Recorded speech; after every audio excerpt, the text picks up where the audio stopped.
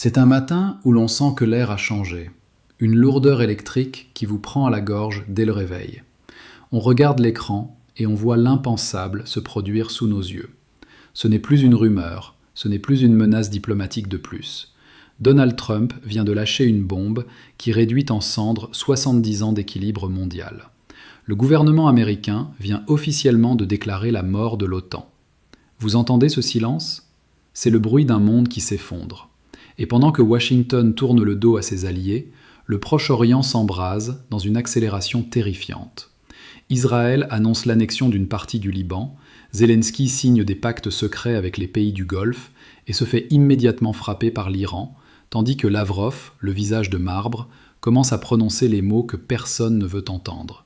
Troisième guerre mondiale.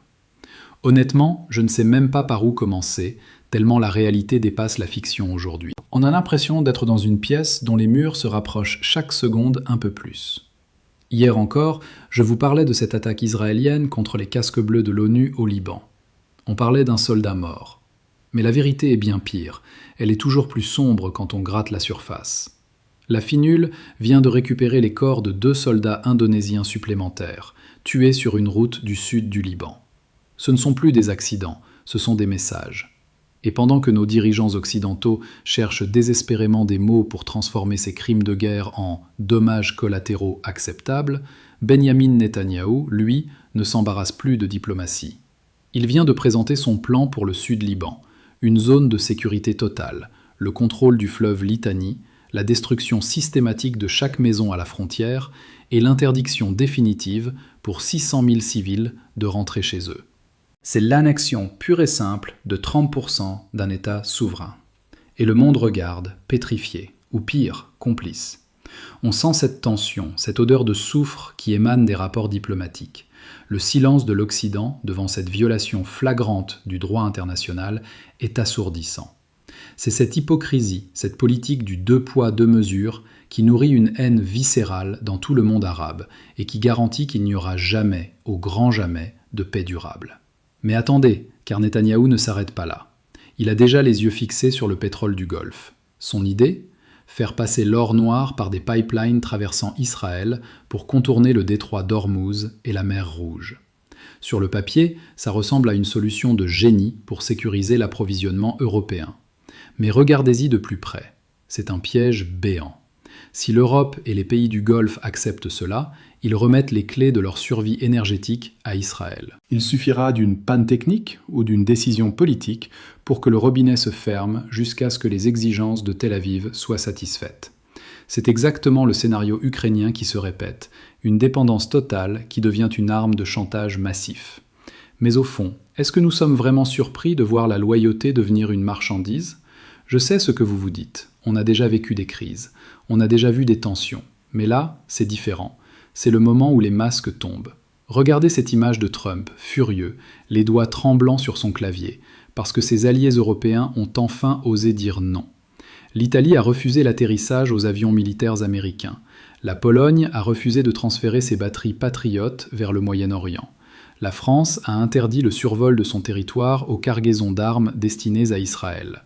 Pour Trump, ce n'est pas de la politique, c'est une trahison personnelle. Le message de son ministre de la Défense est d'une violence inouïe. L'OTAN est officiellement avertie. Le président Trump n'oublie jamais. On ne parle plus d'alliance, on parle de soumission. Et si vous ne vous soumettez pas, vous êtes rayé de la carte. Sommes-nous en train de voir les derniers instants de la solidarité occidentale avant que chacun ne se batte pour ses propres restes ? C'est ici qu'il faut s'arrêter une seconde. Posez-vous la question, qu'est-ce que le pouvoir, réellement ? Dans ce grand théâtre politique, on nous fait croire que les décisions sont prises pour le bien commun, pour la sécurité, pour la démocratie. Mais la vérité est beaucoup plus froide. Le pouvoir n'est pas une fonction, c'est une prédation. Il ne cherche pas à protéger, il cherche à persister. Quand un leader déclare une alliance morte, parce qu'il n'obtient pas une obéissance aveugle, il vous montre la véritable nature de la stratégie humaine, la manipulation de la peur. La loyauté en politique n'existe pas, il n'y a que des intérêts qui coïncident temporairement. Comprendre cela, c'est arrêter d'être un spectateur naïf, c'est réaliser que derrière chaque grand discours moral se cache un calcul comptable. Si vous voulez comprendre le monde, ne regardez pas ce que les politiciens disent, regardez ce qu'ils menacent d'enlever. La confiance est une monnaie qu'ils impriment eux-mêmes pour nous la vendre au prix fort. Est-ce que nous sommes condamnés à être les pions de ce jeu de dupes ? Revenons à l'instant présent, à cette atmosphère de fin de règne qui pèse sur l'Europe. Trump ne s'est pas contenté de menacer, il a commencé à punir. Sur son réseau social, il a posté des mots qui résonnent comme une sentence de mort pour l'économie britannique. Puisque Londres refuse de participer à l'écrasement de l'Iran, Trump leur dit froidement « Débrouillez-vous. Si vous n'avez plus de kérosène à cause du blocus d'Ormuz, achetez-le chez nous, au prix fort. Et si vous voulez libérer le détroit, allez-y seul. Apprenez à vous battre. » C'est une rupture historique. Les États-Unis ne sont plus le grand frère protecteur, ils sont le fournisseur cynique qui profite de votre détresse. C'est une leçon brutale pour tous ceux qui pensaient que l'alignement total sur Washington était une assurance vie. L'Europe se retrouve soudainement seule, face à un vide immense, forcée de se demander si elle a encore les moyens de sa propre existence. Mais il y a une autre voix, une voix qui commence à s'élever au milieu de ce chaos. En Allemagne, certains osent dire que la solution n'est pas militaire, mais diplomatique. On regarde l'Espagne avec envie. Pourquoi ? Parce que l'Espagne a interdit dès le premier jour l'utilisation de son territoire pour cette guerre contre l'Iran. Et le résultat est là. Les navires espagnols sont les seuls à pouvoir traverser le détroit d'Ormuz sans crainte. L'Iran les laisse passer parce qu'ils ont refusé de participer à l'agression. C'est une logique simple, presque oubliée. Celui qui refuse la guerre est récompensé par la paix commerciale. C'est un camouflet pour tous les va-t-en-guerre qui prétendent que seule la force permet de maintenir les flux maritimes. On réalise alors que l'indépendance a un prix, celui de fermer les bases américaines comme Ramstein, ou au moins de limiter leur usage à la défense pure. Sommes-nous capables de reprendre les rênes de notre destin avant qu'il ne soit trop tard ? La politique est un miroir déformant de nos propres insécurités. Observez comment la corruption ne commence pas par des sacs d'argent, mais par de petites concessions morales, par le silence devant l'injustice parce qu'elle nous arrange. La stratégie suprême des puissants est de nous faire croire que nous sommes impuissants, que les événements sont trop complexes pour nous. Mais la complexité est souvent le paravent de la malhonnêteté. Une nation qui délègue sa défense et son énergie à autrui finit inévitablement par déléguer son âme. La responsabilité civique n'est pas un fardeau, c'est le seul rempart contre la tyrannie des experts et des opportunistes. Ne confiez jamais votre confiance à quelqu'un qui n'a rien à perdre quand vous perdez tout. La sagesse politique, c'est de savoir discerner le moment où le protecteur devient le geôlier. Sommes-nous prêts à voir la vérité, même si elle fait mal ? Et puis, il y a le cas Zelensky. L'homme qui semble vouloir porter le poids du monde entier sur ses épaules, mais qui risque de finir par l'écraser. On apprend qu'il a envoyé des soldats et des drones dans le Golfe pour soutenir ses nouveaux alliés. Ce n'est plus seulement une guerre de défense en Ukraine, c'est une expansion. Et la réponse de Téhéran a été immédiate. Une frappe sur un dépôt ukrainien à Dubaï. Un signal clair, un avertissement avant le grand choc. Les experts russes le disent ouvertement. Kiev est désormais une cible légitime au Moyen-Orient. Zelensky joue avec le feu dans une poudrière mondiale, espérant sans doute que l'escalade forcera l'Occident à intervenir massivement. Mais est-ce un génie tactique ou un homme désespéré qui entraîne ses soutiens dans un gouffre sans fond ? On sent que chaque mouvement sur l'échiquier rapproche l'étincelle finale. La scène à Dubaï était surréaliste. Des explosions dans une zone que l'on pensait protégée par le luxe et la finance. C'est le rappel brutal que dans le monde moderne, il n'y a plus de frontières pour la violence. L'Ukraine, déjà dévastée, pourrait bientôt voir des missiles iraniens tomber sur son sol en représailles à ses aventures dans le Golfe. Zelensky a signé des pactes, il a envoyé ses unités d'élite former des pilotes de drones, pensant sans doute renforcer sa position internationale. Mais il a surtout ouvert un nouveau front qu'il ne pourra pas gérer seul. On se demande si les dirigeants ukrainiens ont conscience qu'ils ne sont que des instruments dans une symphonie de destruction bien plus vaste. Est-ce que le désir de victoire peut justifier de sacrifier le peu de sécurité qu'il reste à son peuple ? Dans ce labyrinthe de trahison, la manipulation est reine. On nous vend des alliances comme des mariages d'amour, mais ce ne sont que des contrats de prostitution déguisés. Le plus grand mensonge politique est de prétendre que la morale guide les nations. Les nations n'ont pas de cœur, elles n'ont que des appétits. On manipule votre patriotisme pour vous faire accepter des guerres qui ne servent que les intérêts d'une poignée d'industriels et de banquiers. La manipulation réussit quand vous commencez à détester votre voisin parce qu'on vous a dit qu'il était la source de vos problèmes, alors que ceux qui pointent du doigt sont ceux qui vous font les poches. La stratégie du chaos est vieille comme le monde, divisée pour régner, effrayée pour contrôler. La seule défense est une lucidité froide et un refus catégorique de l'émotion facile. Pouvez-vous encore réfléchir par vous-même quand tout autour de vous crie à la panique ? L'OTAN, ce colosse aux pieds d'argile, est en train de se craqueler sous nos yeux. Trump n'a fait qu'accélérer un processus inévitable. Une alliance de défense ne peut pas survivre quand l'un de ses membres l'utilise comme une milice privée pour ses guerres de conquête. L'Europe se réveille avec la gueule de bois, réalisant que le parapluie nucléaire américain a toujours été percé. On voit les dirigeants polonais et italiens tenir tête, non par idéalisme, mais par pur instinct de survie.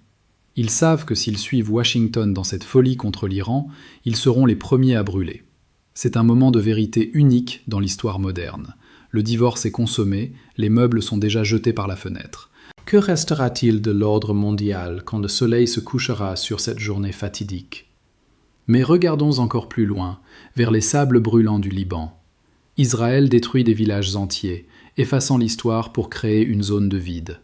C'est une politique de la terre brûlée, qui ne laisse aucune place au compromis.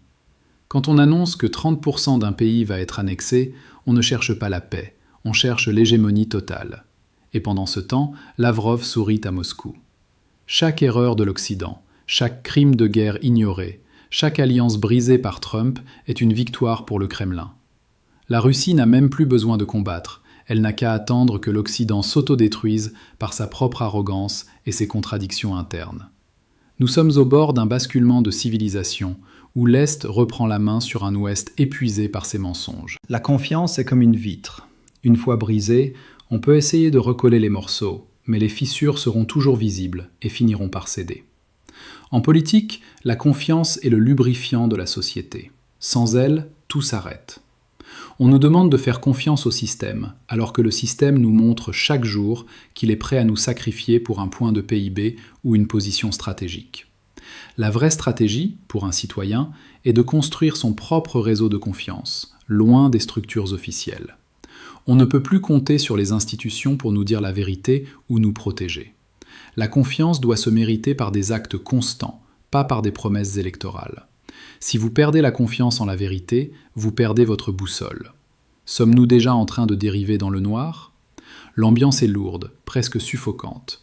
On sent que le point de non-retour a été franchi. Les bases américaines en Allemagne, ces symboles de l'occupation amicale, deviennent soudainement des cibles potentielles et des points de friction insupportables. Le débat sur leur fermeture n'est plus une idée marginale, c'est une question de sécurité nationale immédiate. Si ces bases servent à lancer des attaques qui nous privent d'énergie et nous exposent à des missiles, à quoi servent-elles vraiment ? L'Europe doit choisir entre être le vassal d'un empire en décomposition ou redevenir une puissance souveraine capable de parler à tout le monde. C'est un choix douloureux, car il signifie la fin du confort et le début de la responsabilité réelle. Mais avons-nous vraiment le choix ? Regardez l'Iran, ce pays que l'on nous présente comme le démon absolu. Ils frappent avec précision, ils envoient des messages codés par leurs actions. Ils montrent qu'ils peuvent atteindre des cibles à Dubaï, au cœur même de l'influence occidentale. Ce n'est pas une guerre de religion, c'est une guerre de position pour la survie d'un régime et d'une influence régionale. Et au milieu de tout ça, les peuples souffrent. Les Libanais voient leurs terres confisquées. Les Ukrainiens voient leur pays devenir le laboratoire d'un conflit mondial. Et nous voyons notre avenir s'assombrir derrière les prix de l'essence et les menaces de conscription. C'est un engrenage infernal où chaque tour de vis nous rapproche de l'explosion finale. Qui aura le courage de mettre un grain de sable dans cette machine à broyer les vies ? Toute cette agitation, ces bruits de bottes et ces déclarations fracassantes nous ramènent à une vérité fondamentale sur la nature humaine.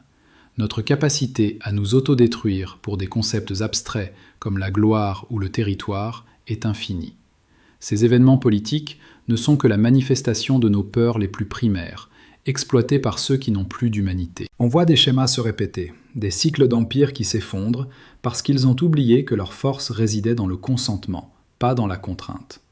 La leçon pour nous est claire. Ne vous laissez pas définir par les conflits des puissants. Cultivez votre propre jardin, renforcez vos liens locaux, cherchez la vérité au-delà des écrans.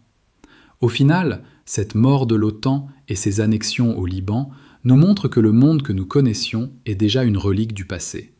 Nous entrons dans une ère de chaos créateur ou destructeur, selon ce que nous en ferons. Les patterns sociétaux indiquent que la chute est souvent brutale, mais qu'elle permet aussi l'émergence de nouvelles formes de solidarité plus authentiques. Ne craignez pas l'effondrement des structures corrompues, craignez seulement de ne rien avoir à mettre à leur place. La politique passe, les nations se transforment, mais l'exigence de justice et de dignité reste le seul fil conducteur valable. Restez éveillés, restez critiques, car le spectacle ne fait que commencer, et vous n'êtes pas seulement des spectateurs, vous êtes ceux qui devront reconstruire sur les ruines de leur arrogance. L'histoire s'écrit avec du sang, certes, mais elle se lit avec la conscience.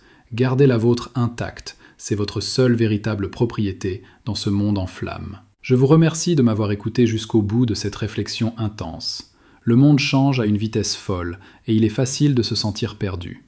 Si vous avez trouvé de la valeur dans cette analyse, n'hésitez pas à partager vos pensées en commentaire. Vos avis m'intéressent vraiment, car c'est ensemble que nous pourrons déchiffrer les ombres de notre futur. Pensez-vous que l'OTAN peut encore être sauvée? L'Europe doit-elle enfin couper le cordon? On se retrouve très vite pour la suite de cette épopée politique qui nous concerne tous. Prenez soin de vous et de vos proches, c'est là que commence la vraie résistance. À bientôt.